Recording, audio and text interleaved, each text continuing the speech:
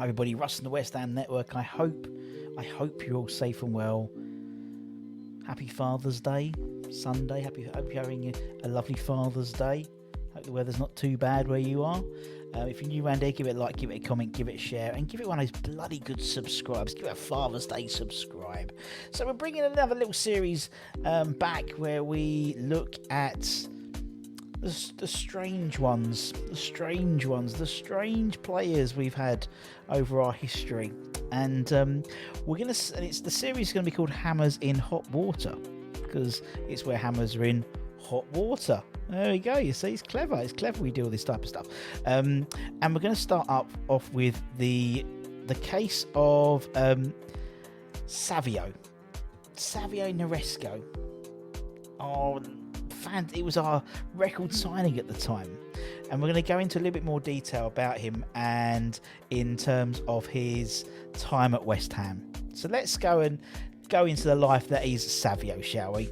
Let's go into the life of Savio. So let me take you guys back. It was January 2009. A time which was, relatively exciting for West Ham fans, to be perfectly honest. We were still in the midst of being owned by the Icelandic consortium, players being brought in, things like that. We were also a few months into the tenure of Mr. Gianfranco Zola. The football we were playing was good, expansive, open football, as you'd imagine for Gianfranco. Very much a stark change from the Kerbishley era, which was just before. And so January 2009, that's the way we talk about it. 2009 was the first transfer window of the Franco Zola regime. So we were excited about what we would do. Very excited, in fact. So obviously the first thing did was sell Craig Bellamy. to Man City, who was our record signing when we signed him. So that was a great start. There's a bit of unrest because of that, because we're trying to build something and we sell arguably one of our best players. Despite this, there was optimism. There was optimism that the money spent was going to be spent well and invested, and even basically a week later we made a record signing, and that was Mr. Savio Neresco. So barely a week had gone from Bellamy departing that Savio came in. And to be honest, I knew absolutely nothing about this kid. Nothing at all. And I think that was a similar sentiment for most of the fan base, to be honest. When you look at his stats for Brescia, which we were in Serie B at the time, he'd played 23 games for them in total. He'd only scored 3 goals. But you saw this as a very much a potential. He was player of the tournament in the under-19s European Championships the season before. So, there's a player here, it should be. And so not only was our record signing, but we also gave him the number 10 shirt, which Bellamy had before he left. But not just Bellamy, but that 10 shirt was worn by, Hurst, by Brooklyn, by Di Canio, big names to fill. So we looked at it with anticipation. That was a big call to give him the 10 shirt as well, and to have sold arguably your star player maybe at the time, Craig Bellamy, and bring this guy in. So we were expecting a lot. And so he made his he's made his debut 2 days after signing, straight in, bless him. He was off the bench, obviously, against Hull City.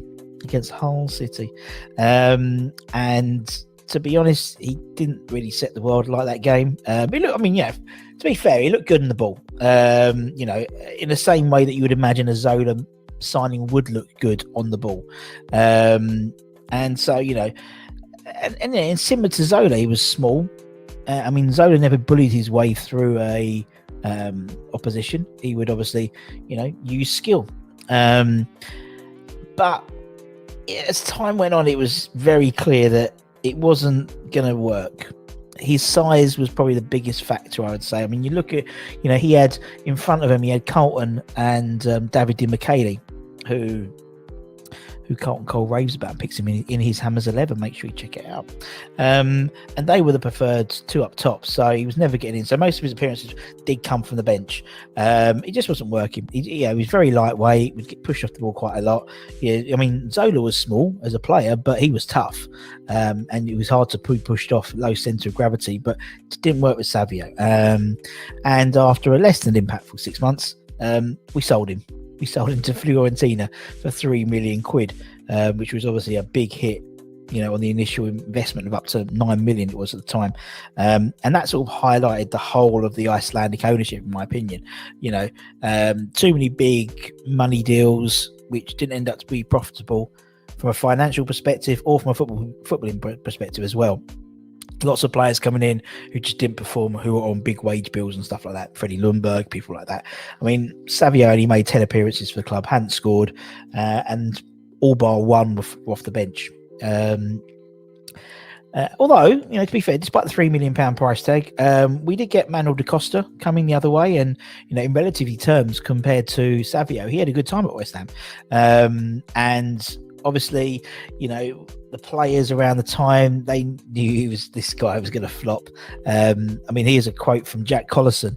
I think it was one of the West Ham Way podcasts, and he said, Savio, that's an incredible story. He turned up, I think it was a record signing at the time. Poor kid, he was bloody useless and he struggled. And I think that sentiment was pretty much universal amongst the whole, whether it's the playing staff or whether it's the fan base themselves.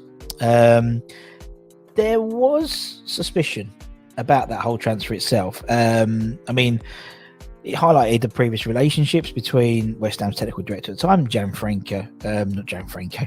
Gianluca Nani, who basically had relationships with Brescia and Savio himself. He was actually involved in the transfer of Savio from Hertha Berlin to Brescia a while before, when he was like 16 or something like that, as well as being the son-in-law of the then president of Brescia, Luigi Curiano. So, is what it was what it was. I mean, there was an investigation, I think, when in 2012 about that, but nothing was made public about it. But yeah, it's join the dots up a little bit. So yes. So however the circumstances, once Savio left the Premier League, went back to Italy, you would assume his footballing career would be reignited with that move. And then you would. But unfortunately, he failed to establish himself in the Fiorentina team, and 5 months later, they loaned him out to Bologna. And that was hardly productive. He only played 2 games in a 6-month loan spell before returning back to Fiorentina. And then for basically the remaining of his time on the books at Fiorentina, he went on loan to 5 different clubs. Started off in 1816 Munich, and then he went to the Bulgarian League with Chernomonsburgas. Then he went back to Italy, but with Serie B, with Juve Stablia. Then to Romania, with FC Vaslui, and then back to Germany, with the 3rd Division Bundesliga team, Unterching, who he actually would eventually join on a permanent free transfer. But basically, all 5 loan spells, the most he played was in the Bulgarian league for Burgas. He played 2 games, more than 2 league games. Everywhere else, he only played once, or no more than 2 league games. So wasn't great. His loan spells at 860 Munich and at Juve were cancelled because he went AWOL. And even after signing permanently for the German team, I won't pronounce the name, his contract was actually torn up a couple of months afterwards due to brief contract. And then the Savio story goes even further. It continues to spiral out of control. That's fair to say. In 2012, he was arrested by Thai authorities and spent a few weeks in prison, faking his own kidnapping in an attempt to ransom money from his own family, a reported €25,000. Oh dear. And then he goes back to football. So he's been released from the German team. He then goes on a roaming career around Europe, to be honest. Firstly, you'll see the new logo, Viktoria Kol in Germany, a regional side in Germany. Then to Israel for Hyper Iranu Aku. And then he found his way to Kazakhstan. He signed for the Kazakhs Premier League team, Atyurau, Atyurau, and had a dream debut, scoring the winning goal in a 1-0 victory, which was eventually voted the goal of the season by their fans. More impressively, if that's the right word to say, it was his first goal since he scored for Brescia 5 years previously. Anyway, subsequently, as is true to form, he left that team in Kazakhstan after 10 appearances and didn't sign for another club for over a year. When he signed for Bulgarian Premier League side Bera Stara Zagora. You'll see the top right there where he was released after a couple of games. He then played for a number of small clubs, including Armin München, semi-professional German team, scoring 7 goals in 7 games at the end of the 18-19 season, and then the following season scored 14 goals in 12 games. But then he went on to sign for BSC Sending, where he currently plays and is the second team manager. Savio is only 31 at the time of recording, so I have no doubt there'll be more twists and turns in the years to come.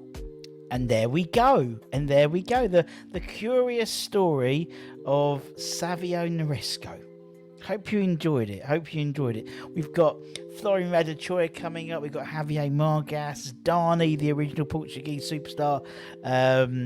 Who else we've got? We've got plenty more lined up. So just something fun for a Father's Day. If you enjoyed it, let me know. Give it a link. Give it a comment. No, give it a like. Guess it, not link. Give it a like. Give it a comment. Let me know who you'd like us to feature as well. We can add it to the list. So we've got about half a dozen already lined up. And then the next series, we can delve and find these players and see where they are now and their career after leaving West Ham. So there we go. Take care, everyone. Stay safe. Wash those hands. Stay lucky. Stay cheeky. More importantly, stay cool. Although the heat wave is probably finished now. But anyway, and on Thursday night, just to put it in your diaries, we should have a X-Play game show night for Irons Point Food Banks. So an array of ex-players we have, hopefully, from different eras as well, so it should be quite fun. So as I said, take care, everyone, and we always, as always, after every one of my shows, I'd like to thank all of our lovely members. So toodle pip, and see you soon. Bye.